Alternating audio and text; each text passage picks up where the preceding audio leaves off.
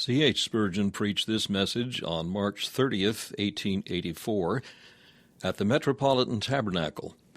The message was suggested by the sudden death of His Royal Highness the Duke of Albany. The message is entitled, "What is Your Life?" and the text is James chapter 4 and verse 14. "For what is your life?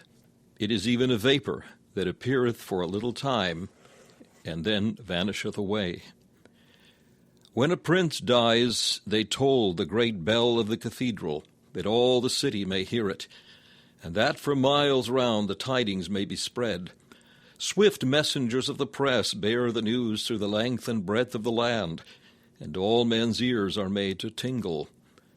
A royal death is a national warning.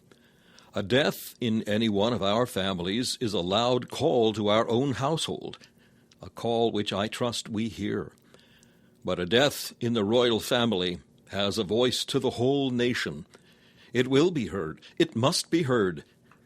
In this great city, the crowds who care not to come to the house of God will nevertheless hear of this lamented death, and think of it, and speak of it each man to his fellow. Death is an orator whose solemn periods demand attention, especially when he preaches from the steps of the throne. The Lord's voice crieth unto the city. Let believers be quick to hear the call to humiliation, to awakening, and to prayer, that the visitation may be overruled for great and lasting good. A sudden death is especially impressive warning. If men die of old age, we regard it as coming in the common course of things. But when a young man is suddenly snatched away, then we understand that though the old must die, the young may die, and that no one among us may reckon upon any long day of life, since in a moment our sun may go down ere yet it is noon. So falls the grass beneath the mower's scythe, so fades the leaf from the tree. In a moment our strength is turned to weakness, and our comeliness into corruption. Then in accents as plain as they are terrible, the Lord saith, Because I will do this unto thee, prepare to meet thy God, O Israel.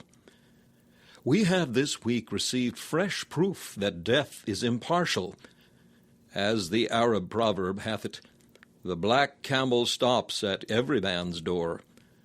Sorrow has entered in at the windows of palaces, and even in the royal chamber there lieth one dead. If therefore death can be so impartial that he smites down the captains, let not the rank and file hope to escape. Death, which forces entrance to a prince's bedchamber, will not respect our cottage door. To us also in due time shall be brought the message, The Master is come, and calleth for thee. My ear hears the voice crying aloud, Set thine house in order, for thou shalt die and not live. Will you not hear it? Will any one of you refuse the voice which speaketh from heaven? Death evidently pays no respect to character, age, or hopefulness. A man may addict himself to the service of his country, but his patriotism will not protect him. He may be surrounded with a wall of affection, but this will not screen him. He may have at command all the comforts of life, and yet life may ooze out before the physician is aware. He may be tenderly beloved of an affectionate mother, and his name may be engraven on the heart of the fondest of wives. But death hath no regard to the love of women. It is appointed unto men once to die.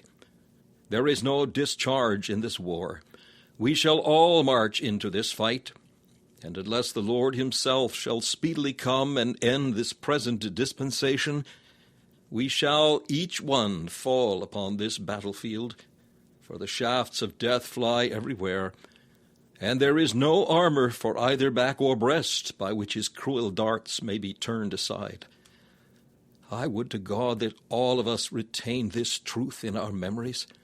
Lord, make me to know mine end, and the measure of my days what it is, that I may know how frail I am. we have a very clear conviction that others will die. But as to ourselves, we put far from us the evil day, and care not to dwell upon a subject which smells so unpleasantly of the charnel house. Yes, we admit that we shall die, but not so soon as to make it a pressing matter. We imagine that we are not within measurable distance of the tomb. Even the oldest man gives himself a little longer lease, and when he has passed his 80 years, we have seen him hugging life with as much tenacity as if he had just commenced it. Brethren, in this we are not wise, but death will not spare us because we avoid him.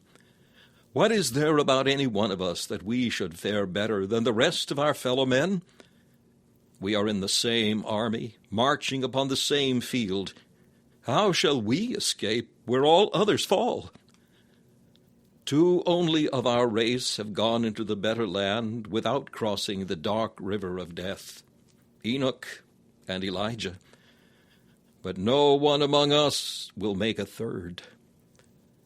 Now, upon this matter we have nothing to say but what is commonplace. For garnish them as you may, graves are among the commonest of common things. Yet a solemn reflection upon the shortness of life and the certainty of death may prove to be important and even invaluable, if it be allowed to penetrate our hearts and influence our lives. History tells us of Peter Waldo of Lyon, who was sitting at a banquet as thoughtless and careless as any of the revelers, when suddenly one at the table bowed his head and died. Waldo was startled into thought and went home to seek his God.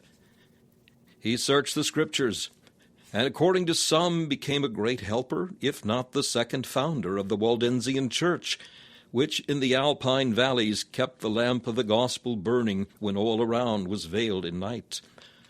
A whole church of God was thus strengthened and perpetuated by the hallowed influence of death upon a single mind.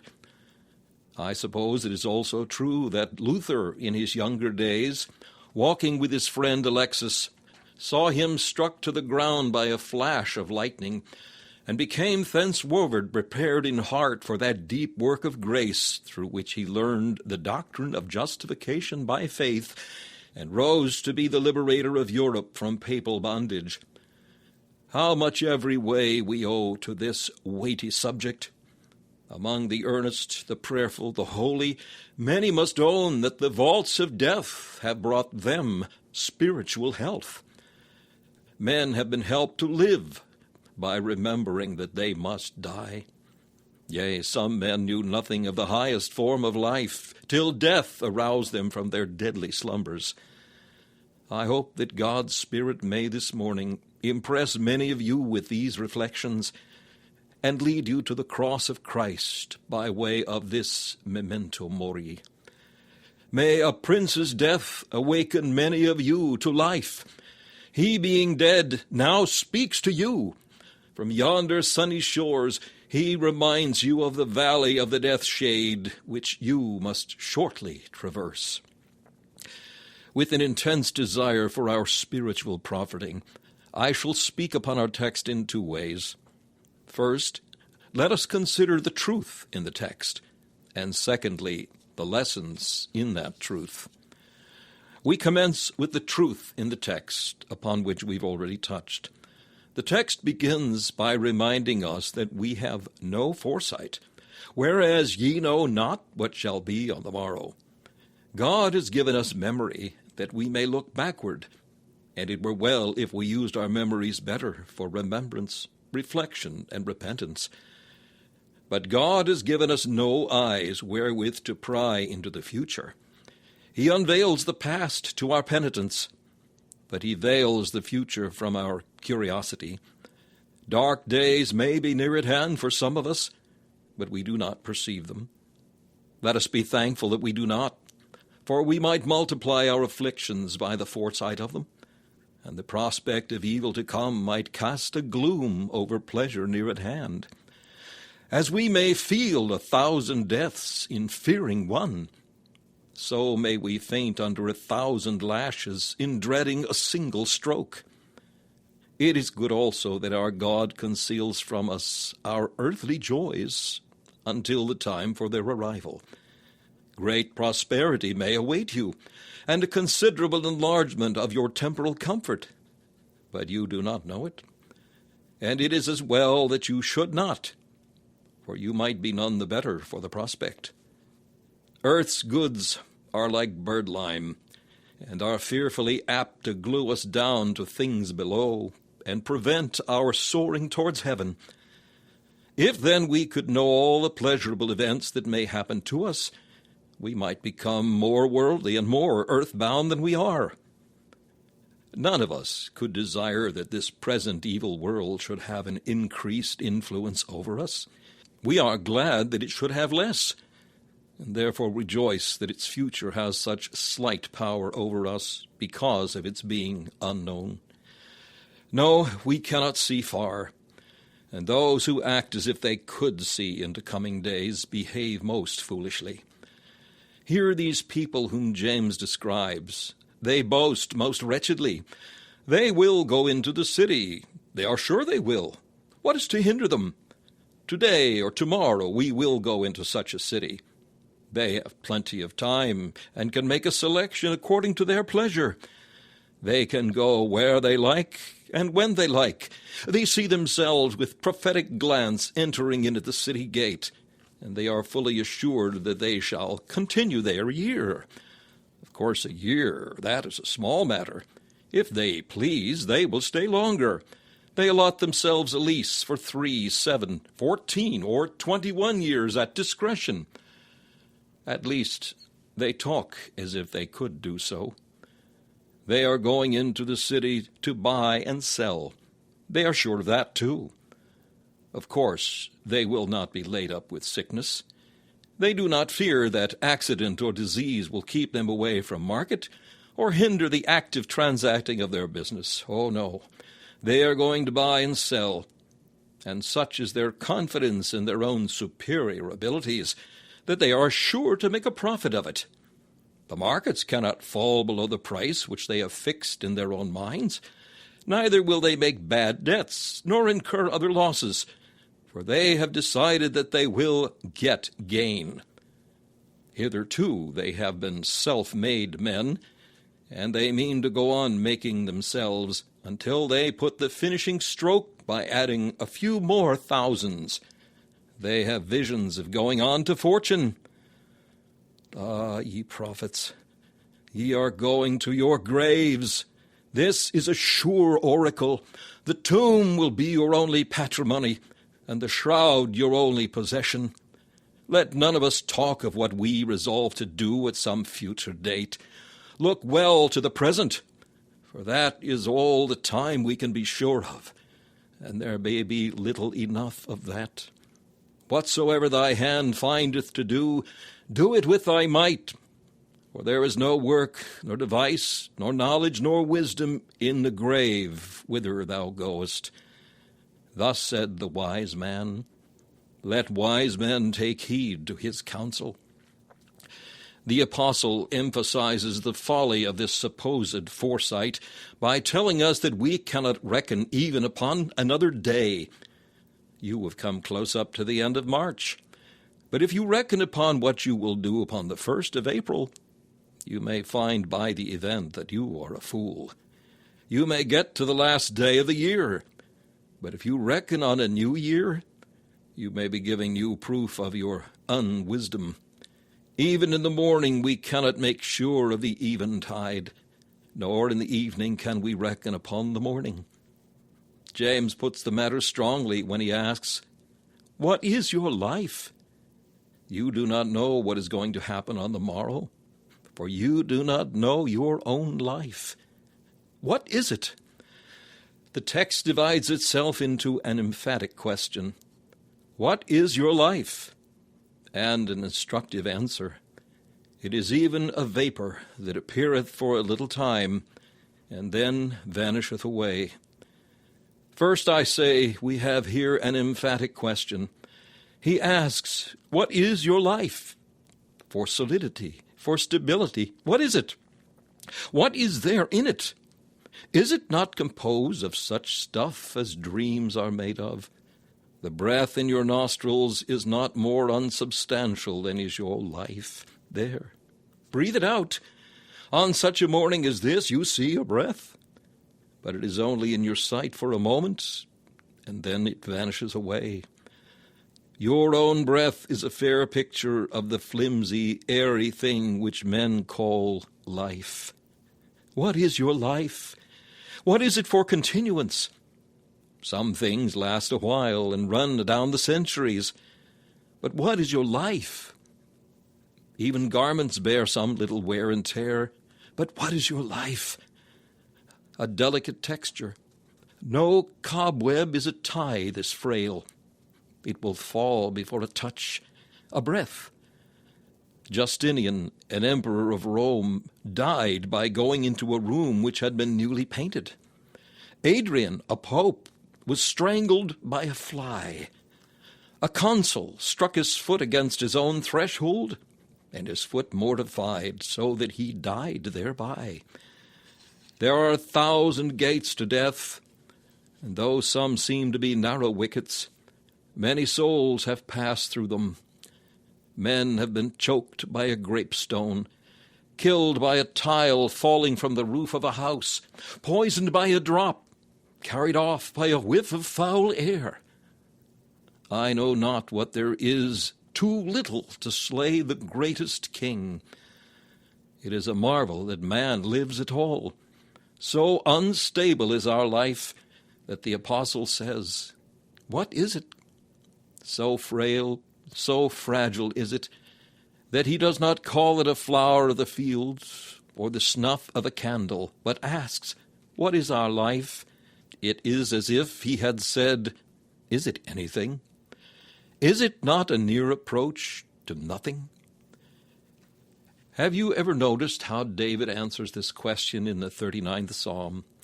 He says in the 5th verse of that psalm that man is vanity. What is vanity? It is nothing in reality. It is merely the pretense of something. It is an idle dream, an empty conceit, a delusion, a make-believe. Such is man. Oh, but he says more than that. He declares that every man is vanity. Princes, kings, philosophers, the strongest, the healthiest, the ablest, the most virtuous, every man is vanity. Among the millions of mankind, none rises above this dreary state of nothingness. He says more than that. He writes, every man at his best state is vanity. When he is in the prime and glory of his life, when he is most healthy and vigorous, when his eye is clearest and his muscles are firmest, he is still no better than sheer vanity.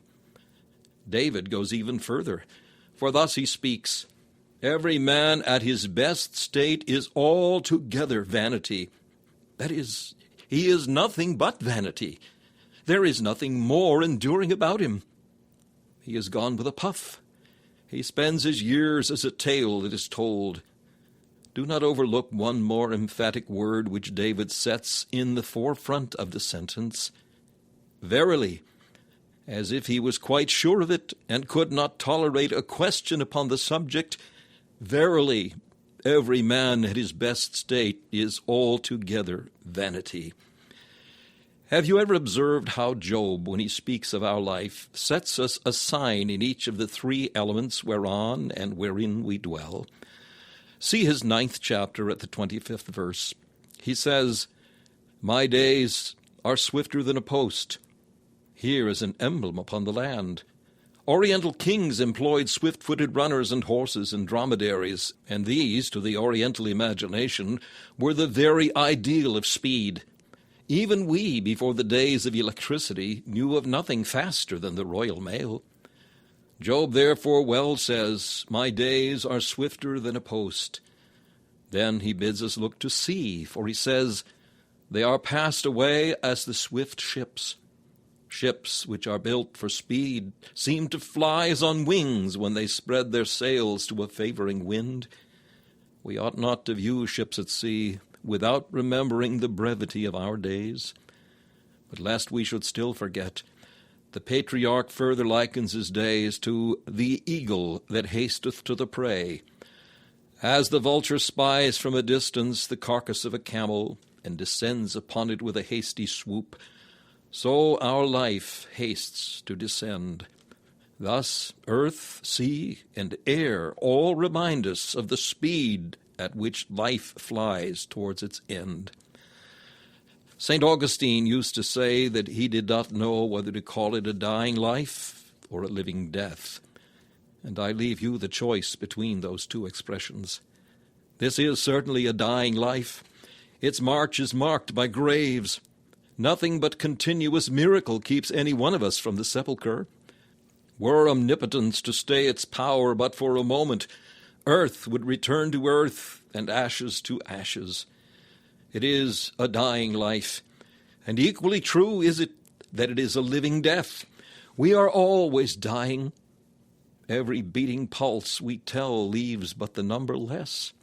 The more years we count in our life, the fewer remain in which we shall behold the light of day. While we are sitting still in this house, the earth is revolving round the sun and bearing us all through space at an amazing rate. We are all moving, and yet we do not perceive it. Even so, while you are listening to this sermon, you are all being borne onward towards eternity at lightning speed, as though we were laid in the bosom of some mighty angel, and he with outstretched wings darted along like a flame of fire. We are ever urging our onward way. Though we dream that we are at a stay, yet we never rest for an instant. The stream is bearing us onward. We are nearing the cataract.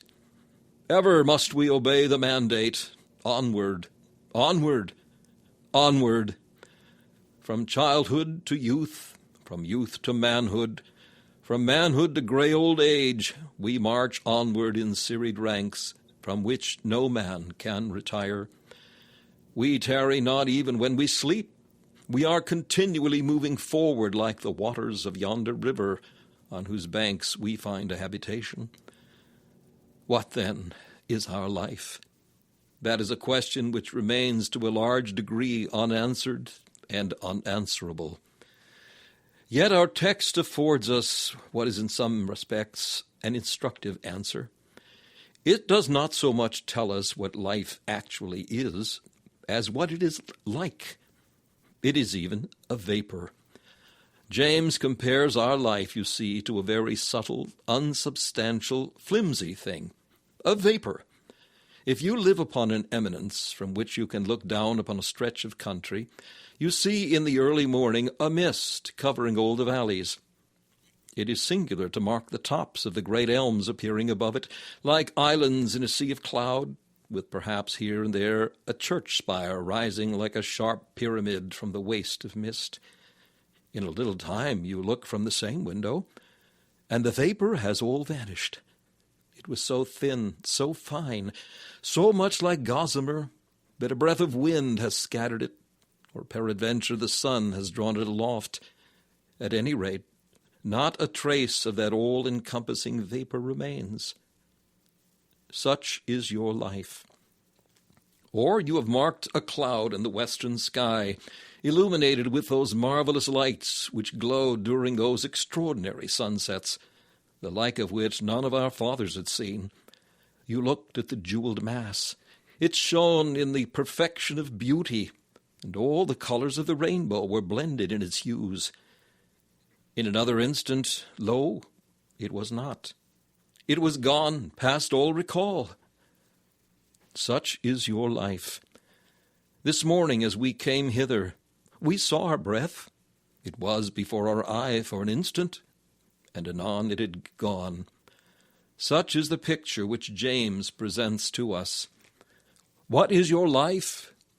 It is even a vapor. He proceeds to explain his own symbol in a sentence which is full of meaning. It is even a vapor that appeareth. Notice that. He does not speak of it as a substance having a true existence, but says that it appeareth. Vapor is so ethereal, phantom-like and unreal, that it may rather be said to appear than to exist. If you could reach yon fleecy cloud, you would scarcely know that you had entered it, for it would possibly appear to be the thinnest of mist. The vapor which steams from your mouth, how light, how airy! It is next door to nothing. It only appeareth. And such is this life, a dream, a vain show, an apparition of the night. Half our joys and sorrows are but the pretense of joy and the shadow of sorrow, and the most of things through which we travel are not what they seem. We ought to know this in a practical way, and set less store by the things which are seen, which are temporal. This life appeareth. That is all. Further, the apostle says, it appeareth for a little time. It is only a very little while that a man lives at the longest. Compare a man's life with that of a tree. There is a striking contrast between our present short life and that of a cedar or an oak, that to set forth the longer life of saints in the millennial age, the Lord says, as the days of a tree are the days of my people, and mine elect shall long enjoy the work of their hands. In that happy age men shall flourish long as the trees of the forest, but now a man standing beneath an oak is a mere infant compared with the boughs which overshadow him. 100 years ago that oak seemed every way as venerable as it does today, whereas the man was then unthought of by his grandsire. Compare our life with the existence of this world. I mean not the present state of the earth as fitted up for man, but I allude to those unknown ages which intervened between the present arrangement and that beginning wherein God created the heavens and the earth. The long eras of fire and water, the reigns of fish and reptiles, the periods of tropical heat and polar ice make one think of man as a thing of yesterday. Then contrast our life with the being of the eternal Lord. And what is man? Man, when most venerable in years. A Methuselah, what is he? He is but an insect born in the morning sunbeam, sporting in the noontide ray, and dead when the dews begin to fall. He appeareth for a little while. The parallel is further consummated by the apostles adding, and then vanisheth away. The cloud is gone from the mountain. Where is it? It has vanished away. No trace of it is left. Neither can you recall it. We too shall soon be gone. Gone as a dream when one waketh. With the most of us, our remembrance will be short. Many leave us concerning whom it would be a pity that they should be remembered, while many fail to live for others. Therefore their fellows speedily forget them. Amid the crowded cemetery, a single grave is lost. Amid 10,000 deaths, no one departure can long abide in human memory. As far as this world is concerned, we all shall by and by vanish away. Then shall our near companions say of us, one morn I missed him on the accustomed hill, along the heath and near his favourite tree. Another came, nor yet beside the rill, nor up the lawn, nor at the wood was he.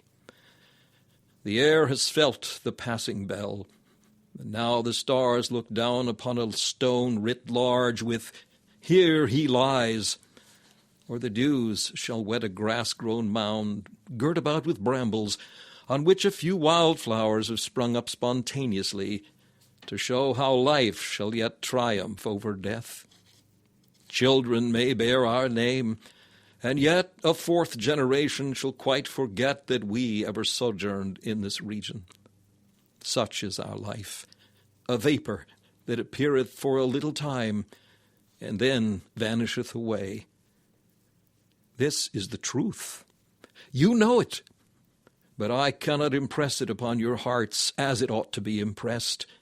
Hence, I invite you to join me in the prayer, So teach us to number our days, that we may apply our hearts unto wisdom. Secondly, let us now learn the lessons which lie within this truth. May we read, mark, learn, and inwardly digest the same. First, if this life be unsubstantial as a vapor, and nobody can deny the fact, let us regard it as such, and let us seek for something substantial elsewhere. This world's a dream, an empty show, but the great world to which I go hath joys substantial and sincere. When shall I wake and find me there? It may be well to make the best of both worlds, but of this poor world nothing can be made unless it be viewed in the light of another. This is a poor, withering life at the best, for we all do fade as a leaf. Unless we purposely live with a view to the next world, we cannot make much out of our present existence. Such cast clouts and rotten rags as this poor present world of time and sense can never be made up into an array in which a man would care to robe himself. At the same time, do not be frightened at the unhandsome form in which this life at times appears. It is, after all, but a vapor, and who will be alarmed at it? Do not be overjoyed as he was who hoped to embrace a goddess and was deceived by a cloud. It is, after all, but a semblance. Its sorrows are scarcely worth a tear, nor do its joys deserve a smile. Vanity and vapor are things which wise men set small store by. Children may be pleased with the bubbles which they blow with the aid of an old pipe and a piece of soap. But as for men who have put away childish things, they ought not to be greatly moved by the things of this life, for they are but bubbles of less brilliance and less substance than those which delight the boy. Vanity of vanity, said the preacher, all is vanity. Let the lower lights burn dimly before your eye. They are mere sparks. They are quenched full soon. Let us grip the eternal and sit loose by the temporal. The jewels of eternity will glitter in our crowns when all things pass away. But the trifles of this life are as the flowers which children pluck in the meadows, which wither in their hands before they can carry them home. In this place I suggest as your prayer that stanza of the poet in which he addresses the well-beloved thus: Show me thy face, my faith and love shall henceforth fixed be, and nothing here have power to move my soul's serenity. My life shall seem a trance, a dream, and all I feel and see elusive, visionary. Thou, the one reality. Next, is life most uncertain? We know it is. No one attempts to deny it. It is certain that life will come to an end, but it is most uncertain when it will come to that end. Is it so uncertain? Then let us not delay. I would to God I could whisper this wisdom into every procrastinator's ear. Why dost thou halt and hesitate? If thou art desirous to be saved from the wrath to come, why dost thou put it off till a tomorrow which may never come? Wilt thou delay repenting and die impenitent? Wilt thou delay faith and perish as an unbeliever? Wilt thou keep back from mercy and pardon and refuse the grace of God? I pray thee, do not so. For if thou delay another day, it may be that thou wilt be in the land where hope can never come to thee. Think of your peril, O ye ungodly men. Within an hour you may be at the judgment seat of God, or in the pit of hell. Nothing keeps you where there is hope, except a thread so fine as to be invisible, and so easily broken that none but a madman would trust his soul's destiny upon it. Awake, I pray thee! Since death is hastening, haste thou thyself till thou hast found a refuge in the cleft of the rock of ages, and safe in the arms of Jesus. Since life is so uncertain, oh, haste thee, Christian, to serve thy God while the opportunity is given thee. Be diligent today to do those works which perfect saints above and holy angels cannot do. Thou wilt soon be where thou canst no more give alms to the poor, nor instruct the ignorant, nor visit the fatherless and the widow. Thou shalt have no opportunities for speaking to men about their souls, or winning them for Christ, when once this shadowy life has vanished away. How earnest every worker ought to be to do his work well while he has the opportunity. I have charged myself again and again. I would to God the charge had been more effectual, to preach as though I ne'er might preach again, a dying man to dying men. I am persuaded that if we were in possession of all the wisdom that grace will give us, we should do everything for the good of men most speedily, with deep prayerfulness, with true spiritual life, and with an entire dependence upon the Spirit of God for the blessing of it. Come, my brother, what thou doest, do quickly. If thou wishest to honor thy Lord whilst thou art here, and win jewels for his crown, up and at it, for the day is far spent. Thou canst not afford to waste a moment, for thou hast much to do, and very little time to do it in. Help us, O Spirit of the Lord. Is life so short? Does it only appear for a little time, and then vanisheth away? Then let us put all we can into it. If life be short, it is wisdom to have no fallows, but to sow every foot of ground while we can. It will be prudent to pack our little space as full as possible. Somebody said the other day of our dear friend Mr. Moody that he was the only man who could pronounce Jerusalem in 2 syllables. It shows the activity of the man that he can speak as much in 2 syllables as other people can say in 4. He is always at it, working for his master double tides, rowing with both hands. Some speakers are long in delivering short sense. Instead of saying much in little, they say little in much. Oh, for someone to teach them to say Jerusalem in 2 syllables. Let us put plenty of life into our existence, plenty of work into our life, plenty of heart into our work, and plenty of warmth into our heart. Oh, may God give us to live while we live. May we not only live, but be all alive. Is life so short? Then do not let us make any very great provision for it. I have heard of certain people who are so imprudent that they never lay by anything for a rainy day, to whom I would say, Go to the ant, thou sluggard, consider her ways and be wise, which having no guide, overseer, or ruler, provideth her meat in summer, and gathereth her fruit in the harvest. It would be a poverty-stricken world if all followed the example of improvidence which is set by certain spiritual blunderers. There is a thriftiness which we all ought to exercise, but there is no justification for laying up treasure which will never be used. Ants do not store up grain for storing's sake, but they do but divide over the whole year the harvest of a month. To hoard up endless gold is a species of insanity. If I were going on a day's voyage, I should not wish to take with me enough biscuit and salt beef to last for 3 years. It would only cumber the boat.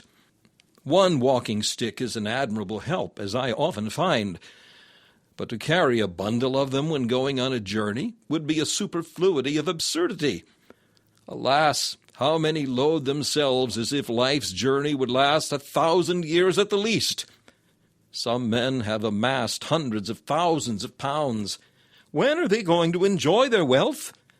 They are getting more and more, and this occupies all their time.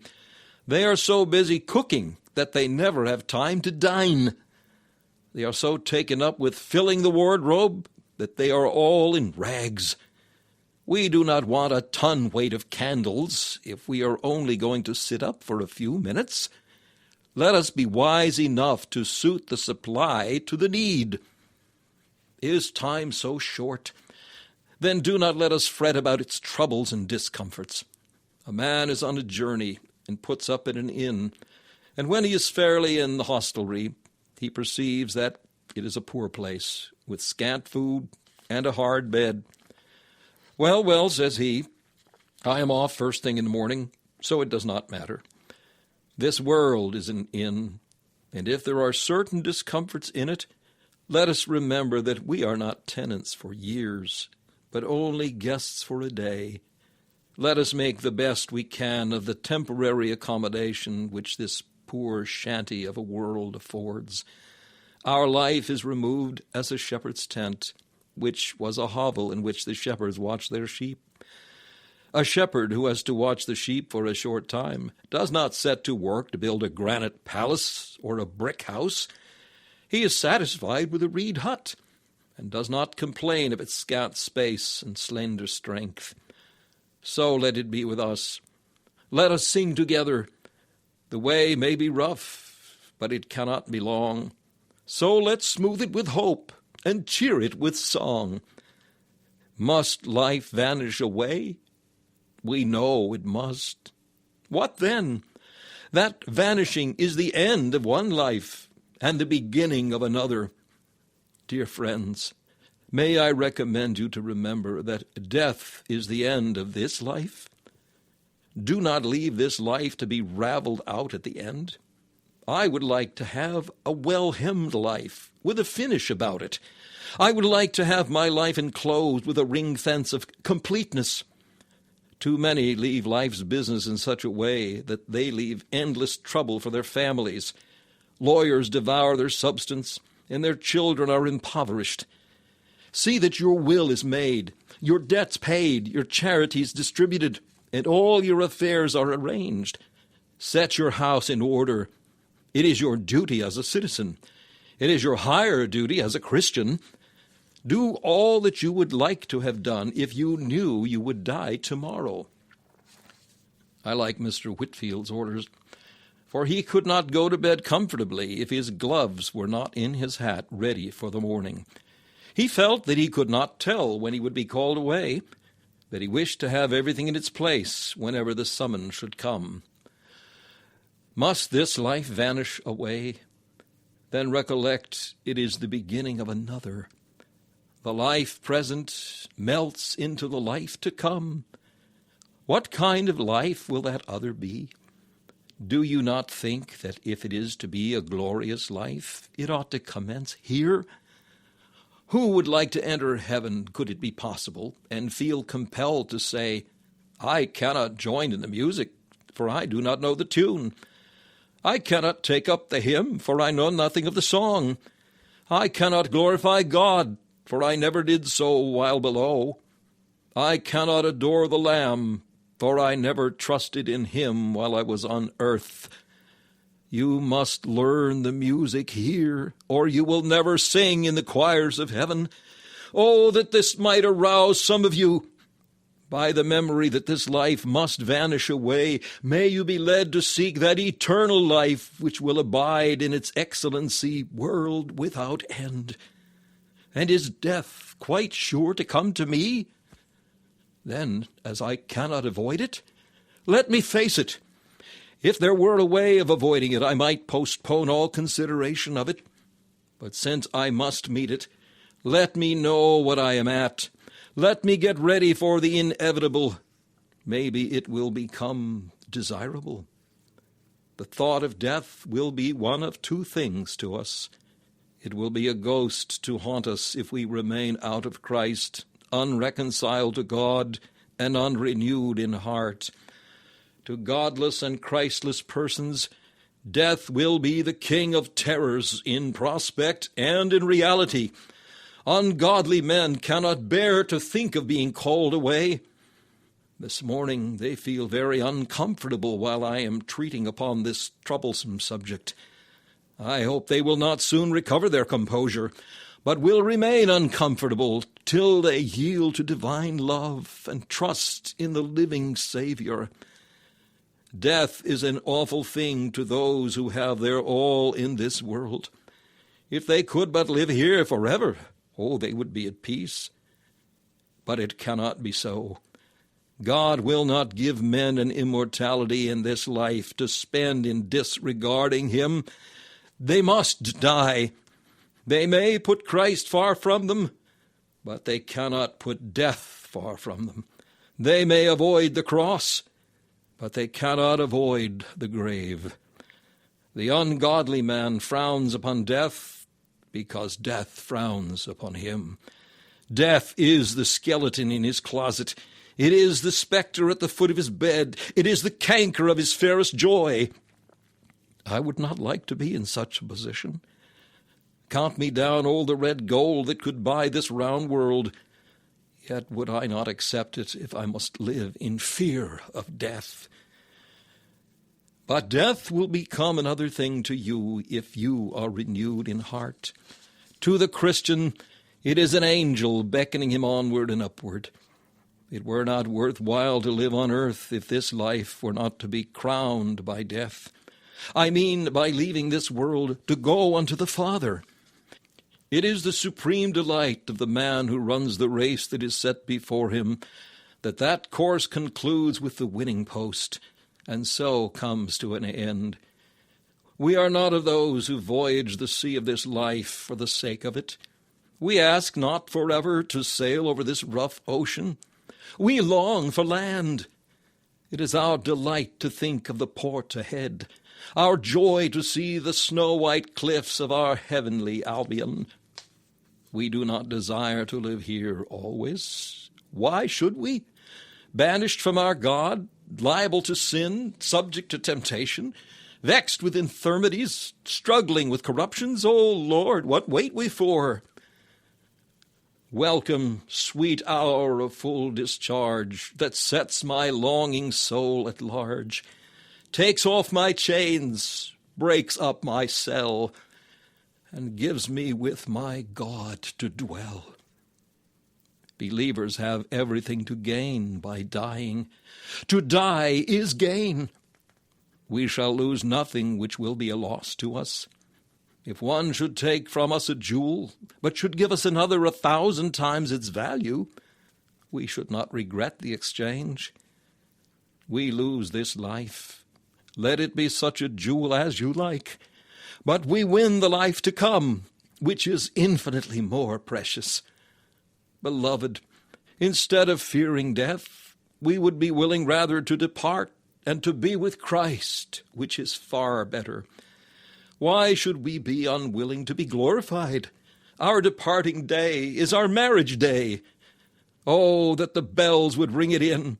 It is our homecoming from the school where we've been in training here below. Why are the minutes so slow, the years so long? Let the holidays, the holy days come soon when we shall be at home in the Father's house. It doth not yet appear what we shall be, but it very soon will appear, and it will be no mere appearing. It will be real joy and lasting pleasure, solid, substantial, eternal, like the God who has prepared it for us from of old. It is a blessed thing to be able to go through the world thanking God for this life, but blessing him yet more that it will land us at his right hand. Death is thus stripped of all dread. The curse is turned into a blessing. At the thought of it, I feel ready to join in that rough but sweet verse. Since Jesus is mine, I'll not fear undressing, but gladly put off these garments of clay. To die in the Lord is a covenant blessing, since Jesus to glory through death led the way. God grant us so to live and die, that we may live to die no more, for Christ's sake. Amen. This message, What is Your Life?, was preached by Charles Haddon Spurgeon on March 30th, 1884.